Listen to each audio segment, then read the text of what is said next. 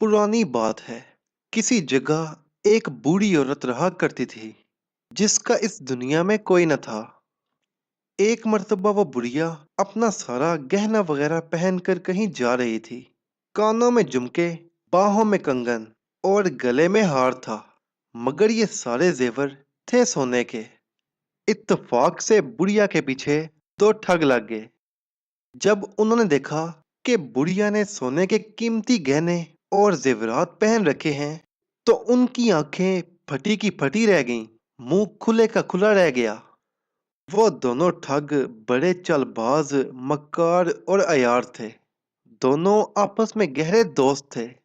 दोनों चाहते थे कि बुढ़िया से सारे का सारा जेवर हथिया लें, लेकिन बुढ़िया ने भी अपने बाल धूप में नहीं सफेद किए थे। वो ठग जो थे वो थे ही, मगर ये बुढ़िया भी उनकी नानी थी।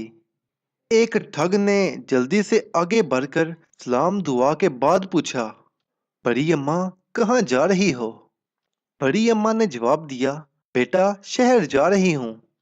दूसरा ठग जल्दी से बोला, अरे बड़ी अम्मा, फिर तो खूब साथ हुआ, हम भी तो शहर जा रहे हैं। बुढ़िया ने कहा, हाँ बेटा, ये तो बड़ी ही अच्छी बात है। थोड़ी दूर चलने के बाद एक ठग बोला, बड़ी अम्मा, कोई कहानी ही सुनाओ जिससे सफर की थकावट मालूम ना हो और वक्त भी जल्द कट जाएगा। बुढ़िया कहने लगी, बेटा मैं भला कौन सी कहानी सुनाऊं, तुम ही कुछ कहो। बड़ी अम्मा हम ही सुनाएं। दूसरा ठग बोला, मगर बड़ी अम्मा एक शर्त है, वो ये कि अगर तुमने हमारी कहानी को झूठ कहा तो हम तुम्हारे कंगन उतार लेंगे। बुढ़िया ने कुछ देर सोचा और फिर वो इस बात पर राजी हो गई। इसके बाद एक ठग अपनी कहानी सुनाने लगा। बड़ी अम्मा, हमारी एक गाय थी, बड़ी खूबसूरत, मोटी मोटी आंखें थी उसकी। उसके सींग थे बड़े मतवाले, उसके लंबे लंबे कान थे। दूध इतना देती थी कि हम दोते दोते थक जाते थे, लेकिन दूध फिर भी खत्म ना होता था। उसकी खास बात यह थी कि अगर हम उसके दाएं सींग पर बैठ जाते थे तो मगरिब में पहुंच जाते, और जब बाएं पर बैठते तो मशरिक में पहुंच जाते। हिंदुस्तान के बंटवारे ने हमारी गाय के गले पर भी अपनी तेज धार छुरी फेरने से दरेग न किया। बुढ़िया ने हैरान होकर कहा, क्या मतलब बेटा? अम्मा, पाकिस्तान बनने पर जब हम काफिले के साथ पाकिस्तान आ रहे थे तो हम पर फसादियों ने हमला कर दिया। एक सनसनाती हुई गोली आई, हमारी गाय को लगी और वो बेचारी वहीं ढेर हो गई। बुढ़िया ने अफसोस का इजहार करते हुए कहा, बेटा बहुत अफसोस है तुम्हारी गाय का। ठग ने तीर निशाने पर ना लगते देखकर कहा, बड़ी अम्मा, अब तुम कुछ सुनाओ। बुढ़िया ने कहा, मैं सुनाऊं? अगर तुमने मेरी बात को गलत जाना तो तुम्हें 100 रुपया देना होगा। ठगों ने कहा, बड़ी अम्मा हमें मंजूर है।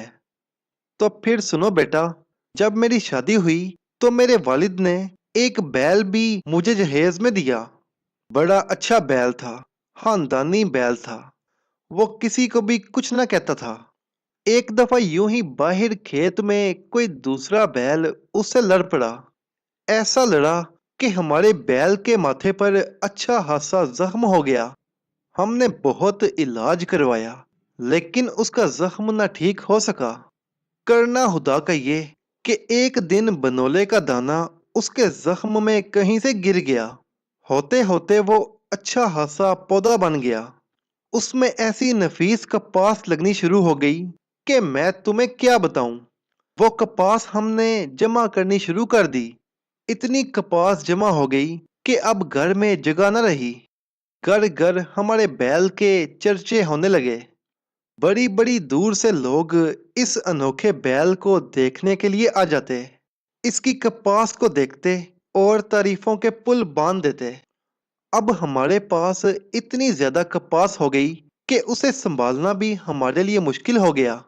हमने उसे बहलवा कर काटना शुरू किया और उसका कपड़ा लत्ता बनाने लगे। कई किस्म के कपड़े बनवाए, तरह तरह के कपड़े रंग रंग के बेहतरीन नमूने खेस बनवाए। एक नहीं, कई खेस बनवाए। उन खेसों में दो खेस चोरी हो गए। सफेद रंग की किनारी वाले खेस थे जो चोरी हो गए। बेटा, खुदा झूठ न बुलवाए। ये खेस जो तुम ओढ़े हुए हो वही हैं जो चोरी हुए थे। मेहरबानी करके तुम दोनों ये खेस उतार दो। दोनों ठगों ने चारों न चार वो खेस उतार कर उसे दे दिए। और करते भी क्या, बेचारों ने शर्त जो बांध रखी थी, अगर वो उसे झूठ कहते तो फिर भी हार जाते, इसलिए वो मजबूर थे। हाँ तो बेटा, बुढ़िया ने कहानी का सिलसिला फिर से शुरू किया। हमने उस कपास में से मलमल के थान बनवाए। मलमल के थानों में से एक थान गुम हो गया। ये जो तुम्हारी पगड़ियां हैं, ये उसी थान की हैं। ये भी उतार दो। उन दोनों ठगों ने, बेचारों ने पगड़ियां भी उतार दी। क्यों ना उतारते, मजबूर थे। ना उतारते तो शर्त के तहत 100 रुपए देते। अब शहर नजदीक ही था। एक ठग बोला, बड़ी अम्मा भूख लग रही है। अच्छा बेटा, शहर आया ही समझो। मुझे अपने कंगन बेचने हैं। कंगन बेच लूं, फिर आराम से किसी जगह बैठकर खाना खाएंगे। अब वो बेचारे खामोश हो गए और सोचने लगे कि बुढ़िया कंगन बेच ले, फिर 4 पैसे भी उसके हाथ आ जाएंगे। फिर कोई दाव चलाएंगे और उससे पैसे हथियाएंगे। अब वो बुढ़िया के साथ चलते हुए अपनी दिमागी सड़कों पर तदबीरों के घोड़े दुराने लगे। यानी वो सोच विचार में पड़ गए कि इससे पैसे कैसे हथियाएंगे। यही सोचते सोचते वो शहर में पहुंच चुके थे। हर तरफ खूब चहल पहल थी। बाजारों में रौनक थी।